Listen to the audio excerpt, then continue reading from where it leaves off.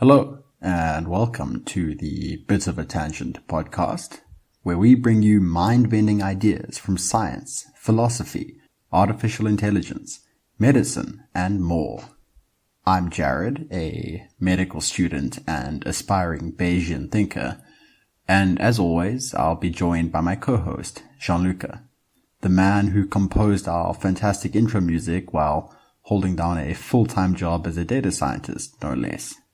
In this episode, we explore and expand on dozens of ideas, including absurdism, existentialism, and the sense in which things are intrinsically empty, an antidote to becoming bored and complacent with the world. Visions for the long-term future of humanity, including a framework for even thinking about these kind of huge questions. And why you shouldn't ask a genie to cure cancer.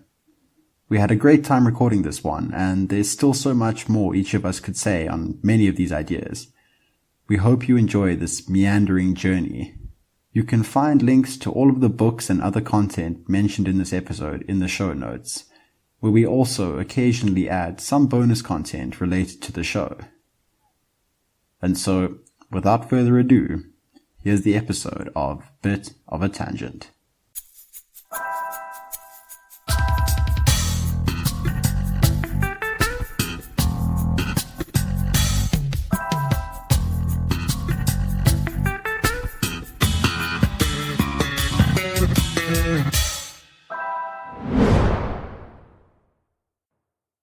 All right. So, what the fuck are we going to talk about? I wanted to talk about absurdism and meaning and how they relate.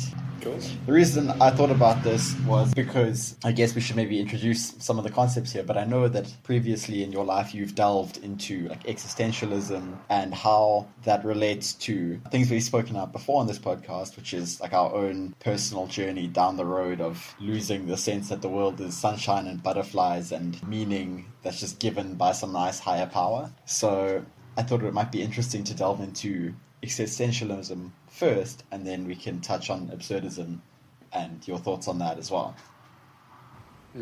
So why don't you start by just talking about existentialism and the role that played for you, and then we can go from there. So, yeah, at some point, the inevitable realization that the universe has no intrinsic meaning for anything or anyone, or specifically not for humans, leads to a sort of emptiness, especially if you've been brought up in a religious context, or just in general, because I think children like to believe that they are, I think as a child it's quite solipsistic in that you are the center of your own narrative, and that doesn't feel weird or out of place to you. Like you legitimately grow up believing that you're the center of the universe, and at some point reality starts to clash with that. But the idea that the universe doesn't have any intrinsic meaning can potentially lead to nihilism, right? Which would just be belief in nothing. There's no purpose, there's no meaning, there's no need for anything.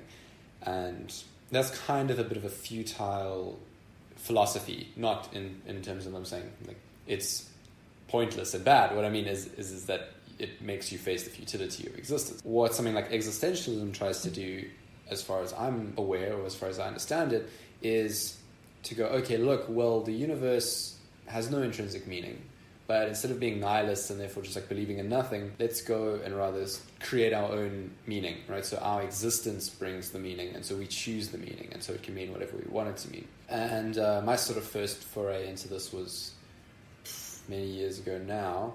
I must have been about 16, 17 at the time, and it was actually through Albert Camus. But Albert Camus actually identified more as an absurdist, which is not entirely the same as existentialism, as an existentialist. So your Sartre is much more of an existential philosophy, and your Camus, he likes to classify it as absurdism, which I think the difference there is, I'd say one's probably a subset of the other, in that absurdism kind of revels in the absurdity of the meaninglessness of existence and in the weirdness of what it means to exist, and from that draws a sort of, ironic meaning in a sense. But I feel like I never really, I got into the works of absurdism in that I read like 2 of Camus' books, and I really liked the aesthetic and the approach of it, but never really got into the philosophy enough, as in the way I get into things now, or sort of an older, more mature way of looking at things. I didn't really have that, and so yeah, for me it was sort of just a stepping stone to current beliefs. Yeah, so that's the long way around. But yeah, what's your background? I guess so. Like, part of the reason I was asking this question is because I've been reading a bit of Kurt Vonnegut, and the complete dripping absurdity of most of his writing. It's like Slaughterhouse-Five and all Slaughterhouse-Five, and the one that I'm looking at the moment is Breakfast of Champions. So there was a line in the book which maybe I'll pull up to quote later, but essentially the reason that I quite enjoy absurdism, right, is it brings up something else which we've spoken about before, which is the whole sort of centrality of play and finding joy. We'll start off with our first Eliezer Yudkowsky quote for the evening and just say, joy in the merely real, right? And something an exercise that I've always found like very intriguing is one where you try and describe something that you've been taking for granted. The example I always use is that of lungs, right? It's really easy to say, oh, I have lungs. It's something simple. And yet, if you look at what you really have, right, is you have these 2 sort of air-filled sacs expanding and contracting that are like the size of a tennis court in surface area, and they kind of spew moisture out into the atmosphere, and all of this is to drive oxygen molecules across membranes for a purpose. And so like it's quite a fun exercise to describe things in lengthy detail that gets down into like the mechanics of it. Yeah. Or like eating is a really fun one. It's like using weird rocks inside your oral orifice, right, to squash up and tear apart bits of wood and other creatures' flesh, and then you make it into smaller pieces, and then you suck it down a tube, and then you like dissolve it with some acid, compact it, and pass it out again. And all of it to like conjugate a phosphate group, as far as I remember. Something like that. So these examples are absurd. And for me, there's something to that exercise in that it can bring about a kind of noticing, like a deeper sort of awareness and appreciation for just how strange things are. And I find that's a useful antidote against getting sort of very narrow and short-sighted about how crazy everything that exists is. So yeah, I don't know if you want to react to that quickly. Yeah, so like I said before, for me it kind of serves as a nice like interim phase between believing that the whole, as you said earlier, something along this, believing that the whole universe is rainbows, and transitioning into sort of providing one's own meaning to life, because there is no intrinsic one. So it is like a nice springboard. But yeah, it's this emotion of going, okay, well, look, it was all ridiculous, and it's kind of, for me, like seeing the lighter side of things, and just seeing reality for the sort of comic enterprise that it is, and then that springs onto more interesting philosophies such as transhumanism and things like that. And so yeah, it's a nice take as a whole philosophy to live one's life by. Less so for me, but that could just be because I don't really understand it, right? And so I feel like it also has a very strong aesthetic as a result of the literature and the artworks that have expressed its ideas over the years, and so you can kind of lose the meaning in the aesthetic. So it might have just become fashionable and associated with a group of like French intellectuals who did a lot of. Well, that's the thing, right? So for me, I associate it more with the aesthetic than I do with the core philosophy itself. But yeah, I think it's a nice springing off point into other things. And so I'm interested in how you then like apply it and sort of where you've gone from there, or like, and how do you square your sort of absurdist perspective with a more stoic perspective? Not that they're like inherently opposed at all, but just like how those interplay. Okay, so I guess in terms of how to square like this sort of absurdist part and the Stoicism part, as you say, I don't think they are opposed, and I think that the way I view it is Stoicism is there for you when things are at their worst, or at least not going as well as you'd like, and absurdism is a way to squeeze a bit of extra juice when things are going pretty well. So it's like, and maybe you could flip those roles around to some extent, but by and large, I generally find some consolation in the Stoic ideas that you can endure much more than you expect you can, that the world doesn't have to work in favor for you, that it's almost inevitable that bad things will happen, and like deluding yourself that they won't is just going to make it worse. And so I find that useful as a sort of background reminder, right? But when I'm in like a comfortable situation with a friend, or maybe like a romantic partner or someone you want to get to know better, right? So now the attitude that you should bring to that situation, I don't necessarily think need be this sort of stoic fortitude, but rather you want to create like delight and play and magic and just novelty. And I think absurdity for me is like adding in that extra bit of novelty. It's like blowing past the barriers that come about by like routine and like the concepts that you use on a day-to-day basis, to the extent that they are almost ingrained patterns or just habits of thinking about the world. So to trivialize, one might say that you're a stoic on the streets and an absurdist in the sheets. I think we should name the podcast that.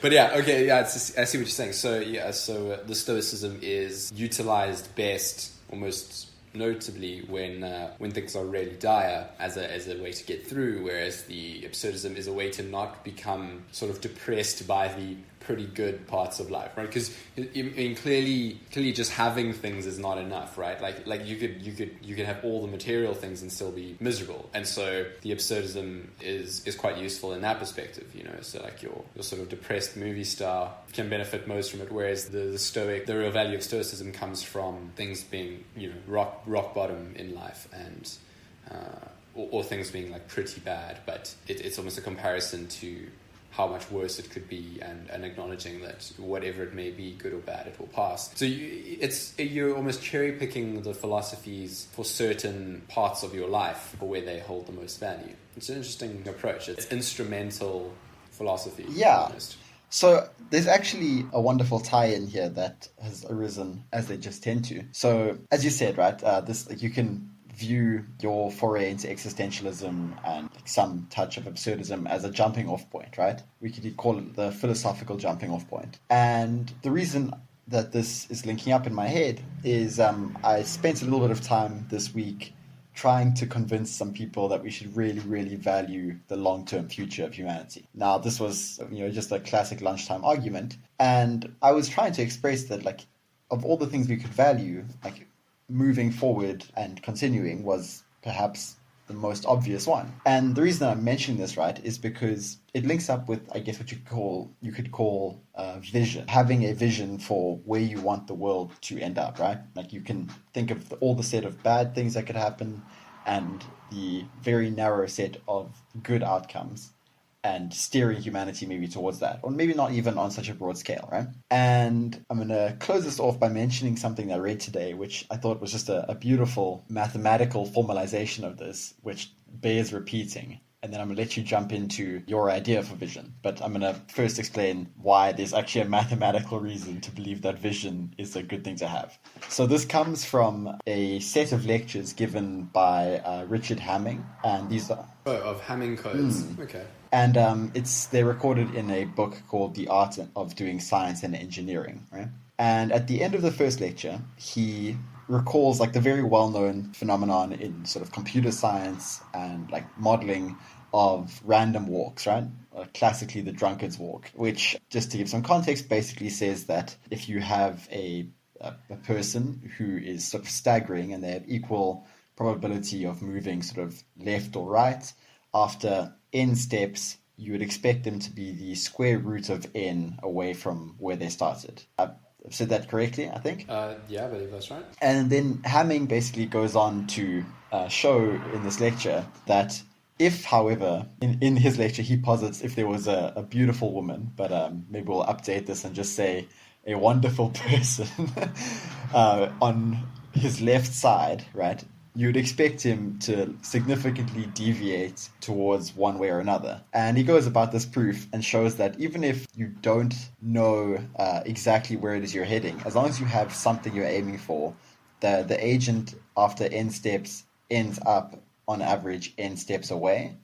And so his point that he was trying to make was that over the course of a lifetime, if you just stagger about with no vision, you'll end up on average route n away from wherever you started. Whereas if you push towards something, anything, on average you get to n. And so I thought that was a really great way of getting, people to really think about, where do I want to end up, and how can I use as many of the n steps available to me to move in that direction, even if I have to update the direction as I go. That's really cool. I like that, because if you have no direction whatsoever, then the majority of the time you are moving either tangentially, where you're not moving towards anything, you're just moving sort of parallel to it, or perpendicular to it. And then, you're not moving towards something, so you're just moving sort of side to side, and you're not getting any closer or further from the thing that you would otherwise be aiming for. And then, like a quarter of the time you're moving away from it, and then a quarter of the time you're moving towards it, if you assume only 4 directions. So, most of the time you're actually not getting any closer to some sort of goal. So most of your time is actually kind of wasted. And sometimes it's actually spent actively working against yourself. Whereas, you could just have a general, just 90-degree sort of arc that you're aiming toward. You tend to pretty much walk close to an ideal line. That's a really nice, especially for people who are familiar with the concept of random walks, or have used them before to simulate things. That's a really nice, elegant way to express the idea. So then the idea is just, okay, cool, you need something to aim towards, so that you're not actively working against yourself or just kind of going from side to side. Yeah. So then, A, how do you pick this thing? And B, how do you know what moving towards it is? And this is the fun part, right? This is actually how we get to apply. Yeah, I'd love to hear your answers to those questions, your thoughts on how to pick something and applying that. But I'd also like to hear maybe some of your actual answers to that. So if you have you can use the word vision for humanity, what that might be and why, and how you are moving towards that. I'd be very, very interested in that. Cool. So I'll get to my specific vision in a second. But in terms of where that analogy may break down somewhat of the random walks, and where the actual challenge comes in, is saying heading towards something with a random walk. Well, that kind of implies that you know the terrain, at least to some extent. At least you know something about it beforehand. At which point doing a random walk doesn't really make sense anymore, because now you just know where you're going, or have a sense of the direction. So the whole utility of a random walk is when you cannot know anything about the terrain, and you can't really decide where to go, and you've got to stumble across points. But you could still apply it to some extent in terms of stumbling into sort of one quadrant or something like that. But you have to have some kind of survey of the land first to even pick something to head towards, right? And then obviously this is a walk in 2D, but in terms of the possible space of futures, that's n-dimensional, and n can be whatever. So it's a challenge from that perspective. And then there's the idea of what it means to walk towards, move towards something. We may have the same goal stated, that we want to, minimize suffering. Your solution may be not to tar you with a brush, but your solution may be to just, eliminate all human beings, because then there will be no human suffering. My solution might be to, give everyone crack cocaine in limitless supply. Both of these are clearly terrible ways to minimize, or terrible approaches to minimizing suffering. But we both agree on the end, and other people with more reasonable approaches, like promoting better healthcare and boosting the economy, also agree with the end. But the means is very different. So what it means to walk towards a goal is also a big part of the question. So to then bring that into the realm of specificity, my vision for humanity, at least, would be something along the lines of, okay, currently where are we? We have a lot of people, and that number is going to grow ever more. We still have a lot of suffering, and the vast majority of that is potentially undeserved and unnecessary. I'd say almost certainly unnecessary and largely as a result undeserved. And the first step should be to reduce or eliminate that as much as possible, right? Obviously you can't eliminate all suffering because there is utility in suffering sometimes, as long as it's under the right conditions, and those tend to revolve around it being a choice. So the worst experience of a person's life would be to go without food and water potentially for, weeks on end, and be freezing cold and being shot at and shouted at and having horrible conditions. And, that also may be the best times of someone's life because that, they chose to go and do special forces training, and, that made them a stronger and better person. And so, the choice and the consent is valuable there. And so, the suffering, needless, undeserved suffering should be minimized and eliminated entirely. First step. That largely focuses on social, economic, and healthcare related optimizations. Then thereafter was like, cool, now we've eliminated a lot of the bad stuff. Now how do we organize ourselves very effectively, if we haven't already, to eliminate the bad things? How do we organize ourselves really effectively to now go and do good stuff, right? And to go and so I think of things of exploring the universe, expand first, keeping the species safe from existential threats. So we'd want to go interplanetary pretty soon. We'd also then want to have better ways of defending ourselves against internal threats, such as people making malicious AI or nuclear attacks or things of that nature. And then these are all these are multi-generational goals, but I think at some point we sort of have to go, all right, cool, and then what? Then what's the point? Is the point to just explore the universe? And that's almost something that is introduced quite well in Isaac Asimov's short story The Last Question.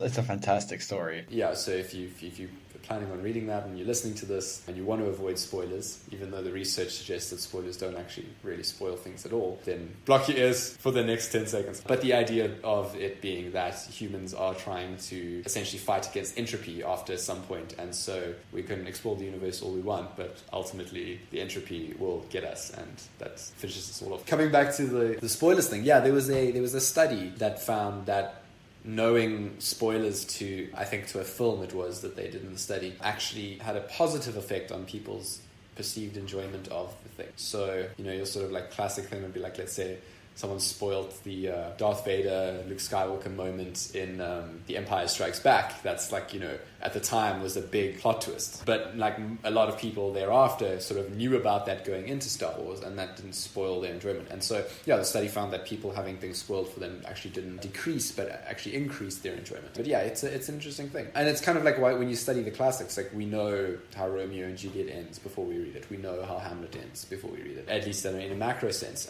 But yet the value of the thing is seeing how it unfolds, and you sort of, I think there's also a large part of having a thing come full circle to meet your expectation of what happens and see exactly how that comes to pass is quite satisfying, and sort of fires a whole bunch of synapses and releases some dopamine and actually can make it more satisfying. So as a little tangent there, spoilers aren't actually the worst thing in the world, but if your choice is to avoid spoilers for whatever reason that may be, isn't your reason for avoiding spoilers may not be to increase your enjoyment. It may be for some other reason, and so I'm not going to take anyone's liberty away. I'm sure someone on Twitter will disagree with you and is now furiously starting a Twitter mob because you spoiled The Last Question for them. But so my vision, I've taken much of a random walk in trying to explain what my vision is, because I haven't really conveyed it in words to this extent before. But it would be something along the lines of start by minimizing or ridding the world of suffering, then start to maximize human well-being by coordinating well, make sure that our species is safe from extinction and any kind of existential risks,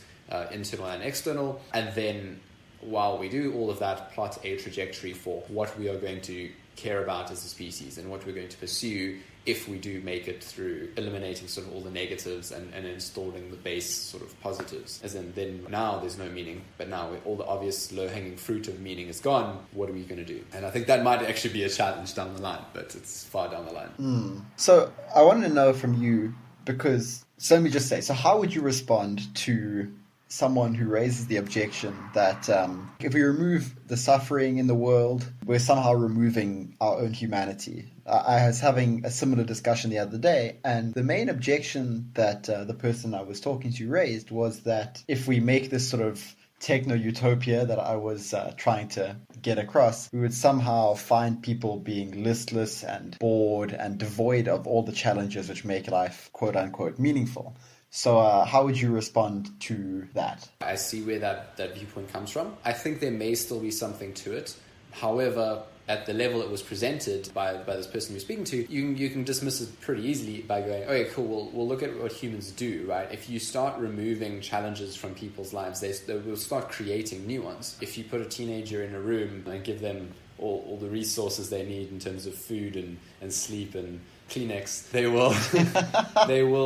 will fire up the PlayStation and start trying to beat the hardest level on whatever game they have, and then they'll go online and play against their friends and try and be the best. And people will create challenges because we naturally, for the vast majority of people, don't like to feel like we're being stationary, and we like having objectives to pursue. And that's why I think like video games are, just as a bit of a tangent, A, highly addictive for a lot of people, especially young men, and B, can be a problem in terms of pursuing life goals. So like for me, like I know I must avoid games at all costs because I can just go full into them, and I become obsessive over them, and then everything I'm thinking about is how to be better at that game, right? And whereas I'd much rather that game be something in my life that I'm actually, going to work towards. That's just as an aside. But yeah, so humans will create challenges for themselves. Sport arose almost without doubt from the lack of regular warfare or regular combat between groups of people. So we then devised other forms of slightly less violent competition that would allow us to still have challenges and face off against each other and have those things. So humans create challenges for themselves. And so I think if we can construct our society and set our motivations to make those challenges the things that help move humanity forward, so curing diseases, minimizing suffering, etc., then we won't have a problem, because as we sort of reduce challenges in one place, we will move on to tackling challenges in another. And I think it's very far down the line, sort of in a interplanetary, many centuries into the future existence, where we live in these space habitats where everything is controlled by AI and we're in total comfort all the time. I think only then does that concern actually become genuinely valid, when it's like there's no more reason to pursue science or knowledge of any kind because everything has kind of been discovered or computed towards any end we can imagine, and then the sort of futility of existence really becomes a problem, right? But hopefully by then we have solved that problem too. But that would then become our challenge, right? That would be the task that the humans of that era would have to face. Is like, okay, cool, what do we do with existence now that we've taken care of all the bad stuff? So that would then become the challenge, right? So fighting boredom becomes the challenge as soon as you remove the need to fight hunger and poverty or whatever it might be. That would be my retort to that. Okay. I don't know. What are your intuitions on this? And if your vision differs dramatically from mine, how so and why? So, I think just to complete your thought there on why we both feel that argument is not completely coherent, the long and short of it would be, I think, removing the suffering of children dying of cholera and malaria and all the other awful things. We don't need to see that as an impediment to finding value in our lives. And as you say, I think we can find plenty of sources of artificial and extrinsic value, meaning, and interest. As for the sort of further topic of like visions for the world, I really enjoy thinking of it in terms of the fact that there's only like a very narrow channel to navigate down in terms of things going well, right? There are just far more ways for everything to go to shit than not. There are far more ways for us to increase suffering than to decrease it. And that's true of like most optimization problems, right? Yeah, there are very few solutions that satisfy the equations, but very many that don't. Yeah. And so I kind of like to think of this like we're all collectively tugging on the sights of the gun that's going to launch humanity into the future. And the broad swing of the arc can be terrible, but somewhere there is a bullseye that has much of what we want, or even most of what we want. And by we, I mean whoever happens to exist at the time this is going on. And there's space for argument and for compromise there. That's fine. So I don't know if I want to go into the specifics right now of what I think that vision should be, because there's a few other things I want to talk about. But that's generally the model I have in my mind. And I guess I'm trying to take seriously in myself this project now of, if you really say that you value this like long-term future of humanity, then it should be expected almost, or I'm trying to see that it's now, I expect myself to do something about that, right? And I guess for me, this really ties into the project of talking about things that we want to avoid now, just personally. I see it as a sort of mini tragedy that most people will somehow end up being decidedly average, right? I mean, that's completely tautological to say, right? By definition, whatever most people do will become average there. But when I talk about average, I don't mean in the statistical sense. I mean it more in the sense that how many people are really going to take up the gauntlet of really trying to do something differently, and how many of like the sort of idealistic 18-year-olds who find themselves like just going into university with like genuinely big, good intentions for the world. And then by the time they reach 25, they're starting to settle down and say, well, you know, I know I said I would never do this, but actually it would be really nice to get this slightly nicer car and some sort of stability and a nice house in the suburbs. And, you know, I'm not trying to say I'm looking down on that life path, because I can see definitely the appeal, and I don't think it's incompatible with other ideals you hold. But for me, if you're going to settle at just that, there's like this attractor state where that becomes the default path. And I think that that's a little bit of another tragedy that we have to deal with, is this sort of crisis of meaning that comes from living in a way that is disconnected from really striving to do something different and better and interesting and important. And I really struggle with the idea that, you know, there are hundreds of millions, maybe even billions of people whose function every day is to somehow put food on the table or pay rent or whatever, and the mechanism and means of doing that is disconnected from anything that most of these people could call important. Yeah, so much of human time and energy is wasted on just continuing the status quo. And actually, this ties in with something you said whilst you were talking about your vision. You just mentioned video game briefly, and I wanted to actually push you on it. So you were mentioning how you tend to avoid video games because you know that you could just get sucked in with them, and you know maybe your personality is like that. And so there's actually a question which I've been trying to think about a lot, and I haven't got a good answer yet, so maybe I'll just ask you and we can compare. But for me, there's like this toss-up, right, between good use of your own attention and sort of good use of your time in service of improving the lives of others, right?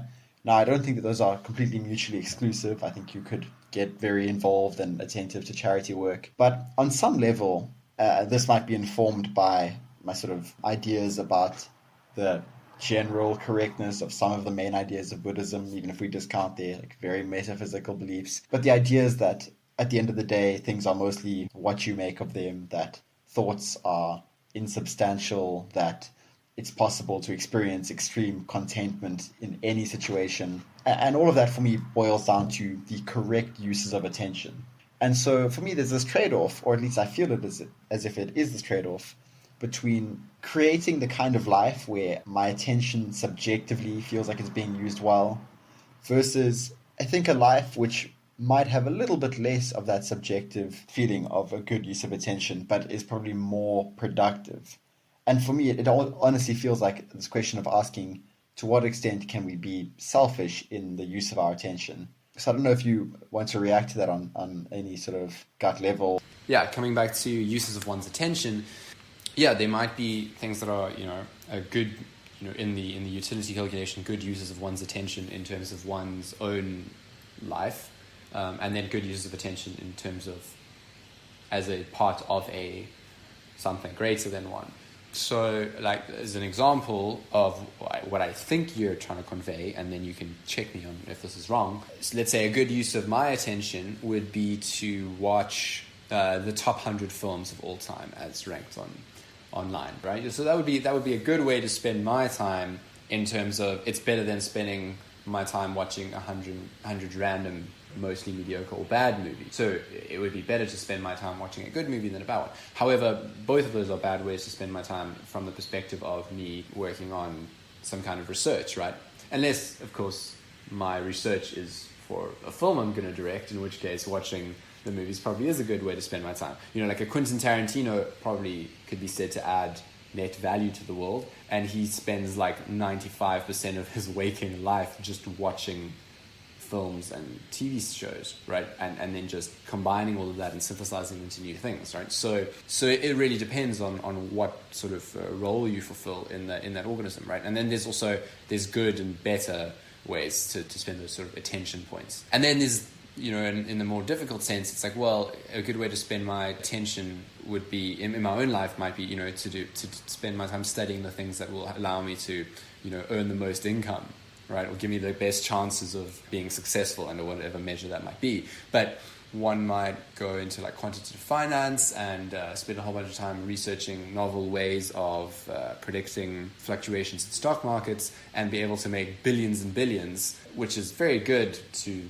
you if that's what you're trying to do, but that actually provides like no real direct value to society. And one could argue that trading on stocks does improve society as a whole in some way, but it's more of a zero-sum game when you're talking about short-term speculation. You know, you're shorting things, so everyone else is losing and you're winning. That sort of thing. Not a perfect analogy or an example, rather, but it's a reasonable way to think about it. Is you could do things that are very beneficial to yourself and spend your time on those things, but they may not be beneficial to the world as a whole. And so how do you find things that align what is a good way to spend your own time and attention with what is a good way to spend your time and attention in terms of how you fit into humanity as a whole, and how you move humanity in a positive direction. So I think that's kind of the juxtaposition that you're looking into, and that ties very much into the sort of 80,000 hours from the effective altruism movement, which is there are certain things that the world needs that can also be very good for you as an individual. So I suppose we've both, you know, made our best attempts, given the circumstances as we probably see it, to align those things.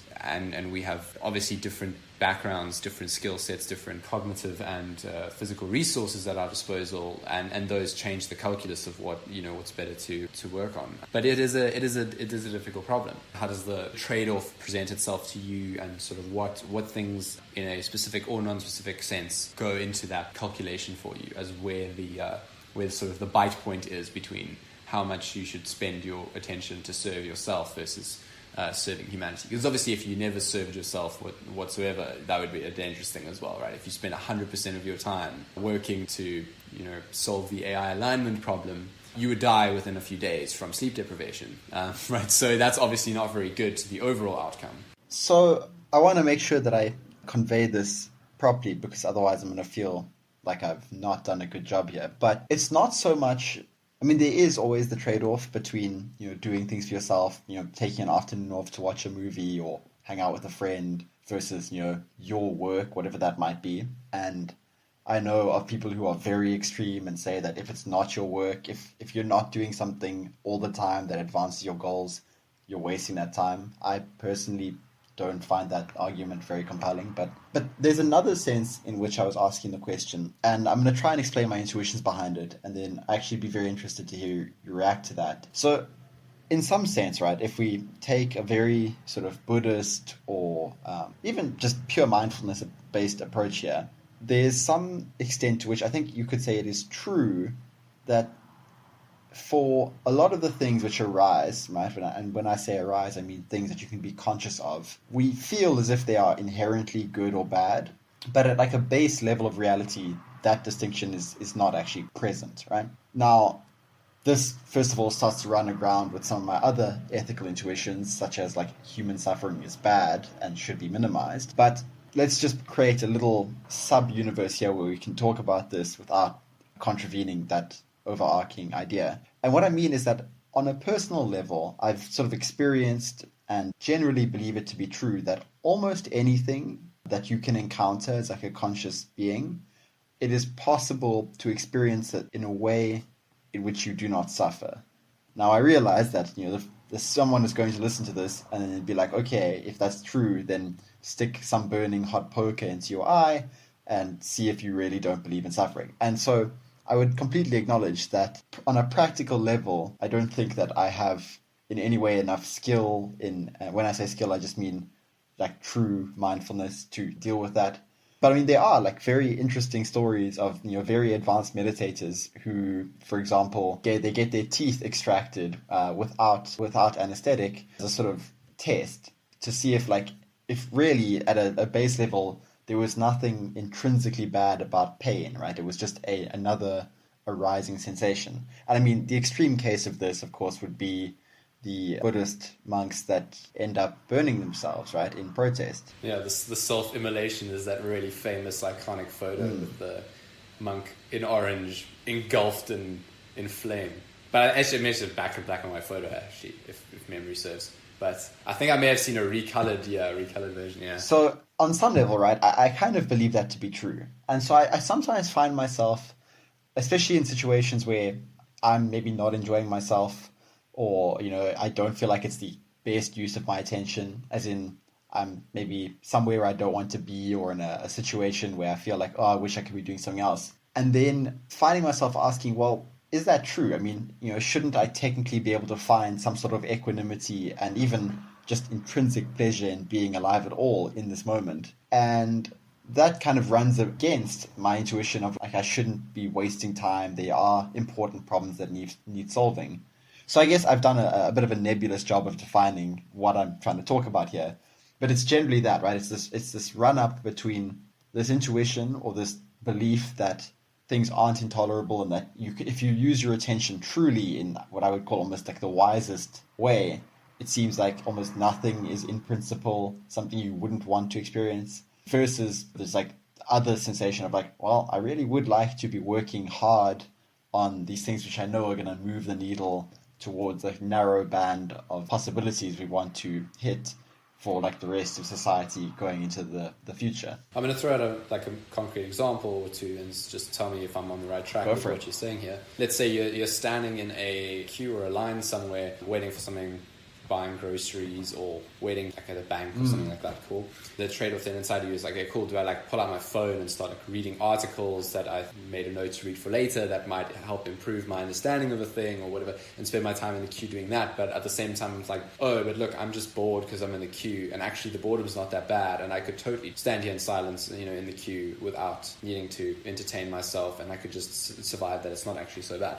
Is that the sort of thing you're talking about? Or like you're being otherwise engaged and you would rather be reading, and it's like, well, I could tolerate this, but I could also do the reading that I think is more valuable. Yeah, I think you've given a really nice example of a situation where this kind of question starts to crop up, right? Because in some way, giving into that urge to read something, like, it's very easy to justify. It feels like you're getting smarter, you're doing something. But on the other hand, I think there's a case to be made that it's a form of escapism, which might actually be justified, right? I think that as humans, we sometimes want to escape, in fact, often. But, maybe it's causing us to be more distracted, and, you're missing out on just the pure experience of being bored in a queue. I think, if any significant part of our listenership is not very familiar with mindfulness, that will sound like the most absurd statement. And I promise at some point we will explain this in more depth. Bring it back to the ideas of the Stoicism that we explored right at the beginning. Stoicism, as far as I've had it expressed to me, seems to maintain that you should do everything you possibly can about the things you can do something about, and then notice the things that you can't do anything about, and then just accept them, because caring about the things you can't do anything about is just causing you unnecessary suffering. I mean, that's essentially what one of the core tenets boils down to. But the trouble being, in the modern world, you could almost always do something about a situation. There's any number of things that could potentially help that you could do. So it seems like you have a virtually limitless store of options to explore before going, okay, well, there's nothing I can do, and giving up. And then it comes back to this idea of what we think is possible and isn't possible, and constantly we're having our intuitions about that challenged. And I would add as well, I mean, for both of us here, we'd have to acknowledge how our sort of general appreciation of Stoicism does seem to butt heads a bit with the Eliezer Yudkowsky dictum of shut up and do the impossible. Yeah, I mean, the whole idea of transhumanism is like, well, no, nothing should be impossible for us. As long as it's not prohibited by a law of the universe or physics. Yeah, exactly. Fundamentally, yeah, if you're not in violation of a law of the universe, you should be able to do it. And at some point we can start going, well, why can't we violate the laws of the universe? Which the last question explores, can we not violate entropy? Which is an interesting one. But that's, much further down the cosmic line. For the more immediate sense, that leaves you in this difficult situation where you have to start making a snap judgment with minimal evidence about like what can you do, right? So your neighbors are having a loud party next door and it's keeping you awake at night. Well, is that something you can do something about? Is that something you can't do something about? You could just be stoic about it and put up with it. But there's a lot of things you could potentially do about that. Almost an infinite number of things, ranging from politely knocking on the door and asking them if they could keep it down to arson. But yeah, I mean, you could drop an incendiary grenade on them from your drone. There's all sorts of things you could do, and most would actually have to concede are a viable solution to that problem that has more benefits than detriments potentially. But that said, the thing you probably should do is just be like, well, they probably won't go for very much longer. And, if I was making a whole bunch of noise, I wouldn't want people, setting my house on fire. So I'll actually just put up with it. And that's the point at which you have to start. An even nicer and more poignant example would be on death, right? The transhumanist idea that death is just a disease we suffer from and can ultimately cure is a very powerful one, and working towards that is probably a very honorable and interesting and valuable goal. But at the same time, then you have the Stoic idea of accepting that someone has died, and so or that they will die, or that you will die, and memento mori is a very Stoic thing to say. Remember, you too will die, and yet at the same time we're going, well, but maybe, right? Like, unless we cure death first, right? And so it is a very interesting juxtaposition, and it's actually something I've encountered a lot of in my own life, and never really framed it as this juxtaposition before. So it's really nice that you've brought that to my attention, because now I see that trade-off up front. In the modern world, there's a large degree to which you have to just set your slider of your personal preferences in such a way that you don't spin your wheels endlessly just trying to decide whether or not there's something you can do about a problem and suffer needlessly over that, versus just accepting it and moving on. Because for the majority of things in life, that's what you should do. If it's slightly too cold, you could terraform the earth to raise the temperature slightly, but you should probably just deal with it and get back to the open heart surgery that you're doing. And so that's an extreme example, which makes it very easy.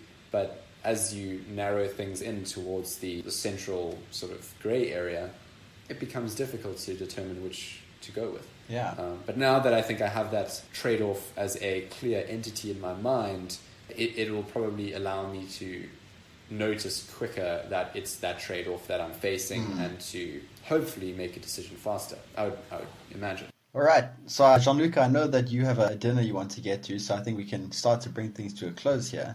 But I think as we're winding down, I want to almost ask you if there's anything that you could just bring into existence right now. We've been talking about visions, and obviously we know that a lot of these things are far away, but you get to snap your fingers once here. What piece of technology or something else do you bring? Okay, so the technology itself can't violate the laws, but bringing it into existence, I can. Yes. So I can temporarily violate them.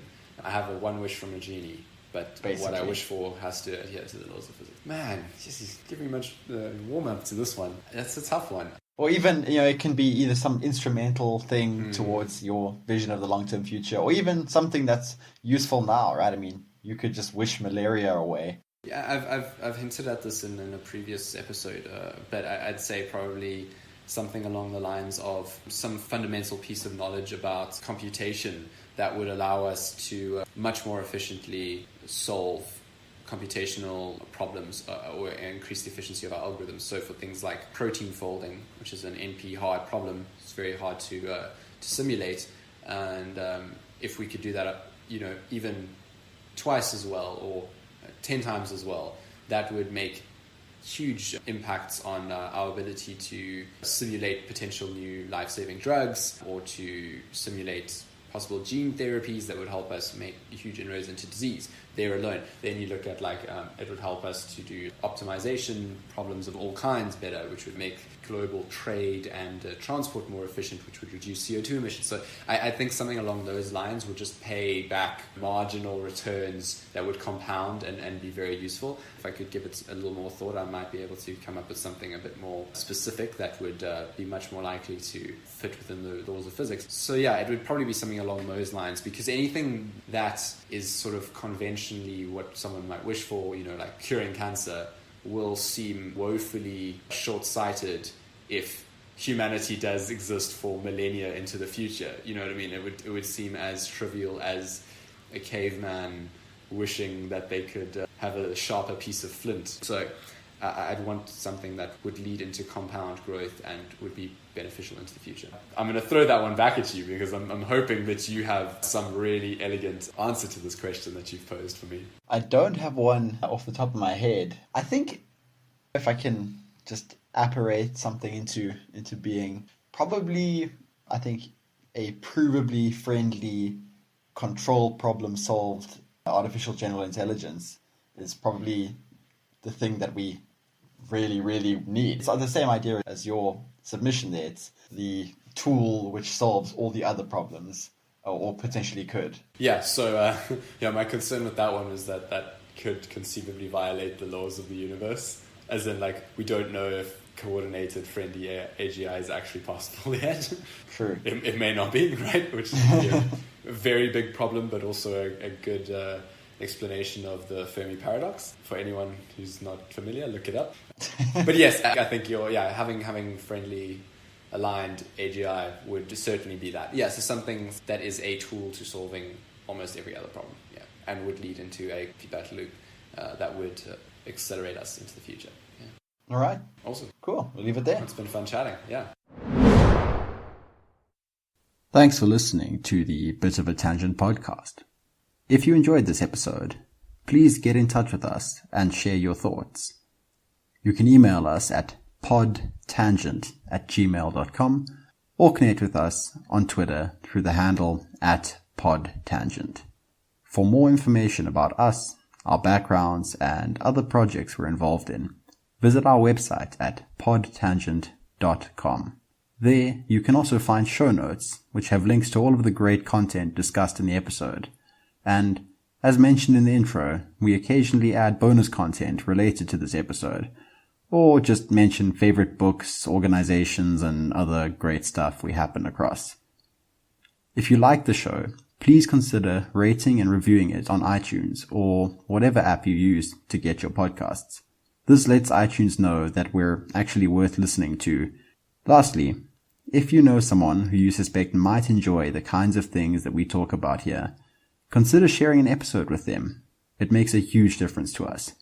We both love having these discussions and relish the opportunity to share ideas with like-minded people around the world. Your support and listenership are sincerely appreciated. Until next time.